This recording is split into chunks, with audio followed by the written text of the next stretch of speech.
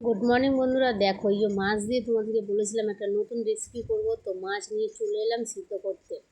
মাছকে কেটে ধুয়ে পরিষ্কার করে একটা মাছ নিয়ে আমি সিদ্ধ করে নিয়েছি। ওদিকে আমি ডাল বসিয়ে রেখেছি সিদ্ধর জন্য, আটা মাখিয়ে রেডি করে রেখেছি রুটির জন্য। এদিকে মাছ থেকে কাঁটাগুলো সব ছাড়িয়ে নিয়েছি। এর আলু একটা দিয়েছি সিদ্ধ, ওর মধ্যে নুন দিয়েছি, গোলমরিচ গুঁড়ো দিয়েছি, গরম মশলা, বেশি মশলা দিচ্ছি না যেহেতু ডাল দিয়ে হবে। এবার এটাকে খুব ভালো করে একটু মাখিয়ে নেবো, একসাথে সব কিছু ভালো করে মাখিয়ে নেবো, নিয়ে ছোটো ছোটো গোল গোল বড়ার মতো করবো। আর এই যে ডাল সিদ্ধ হয়ে গেছে, নামিয়ে রেখেছি, কড়াটা ধুয়ে তেল দিয়ে আর এই যে ছোটো ছোটো গোল গোল করে দিচ্ছি। আর মাছ দিয়ে ডাল অনেক রকমভাবে করা যায়, আজকে আমি এভাবে করলাম, কালকে আমি অন্য রকমভাবে করবো। এটা শুধু স্পেশালি সোনার জন্য। সোনা একদম মাছ খায় না, যে মাছ খায় তাকে, যে মাছ রান্না করে মানে কড়া ধরে টান মারে, ফেলে ফেলে এমন অবস্থা, ওই জন্য এটা। তো বড়াগুলো হয়ে গেছে, তুলে নিলাম।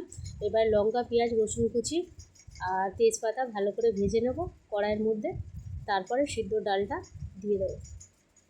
তো আগে লঙ্কা পেঁয়াজগুলো ভালো করে ভেজে নিয়েছি, সিদ্ধ ডালটাকে আস্তে আস্তে ঢেলে দিলাম কড়াইয়ের মধ্যে।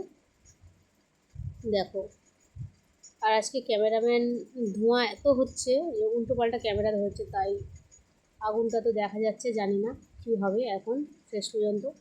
তো বড়াগুলো দিয়ে দিলাম, দিয়ে একদম টকবকিয়ে দেখো ফুটছে ডাল। ডাল আমার হয়ে গেছে রেডি, এরকমই রাখবো যেহেতু রুটি দিয়ে খাওয়া হবে সেই জন্য। তো দেখো, এবার এটা নামিয়ে নেবো। আর বাচ্চারা বুঝতেই পারবে না যে এটা কী, অ্যাকচুয়ালি আমি এটা কী রান্না করেছি। বাচ্চারা খাবে না, আর কি আমার কাছে নিয়ে আসবে যে এইসব বাচ্চারা খায় না, কী খায় না সেইটাকে নিয়ে আসবে, এমন খাবো বুঝতেই পারবে না। তা হয়ে গেছে, দিয়ে দিলাম, সকালে টিফিন খেতে রেডি।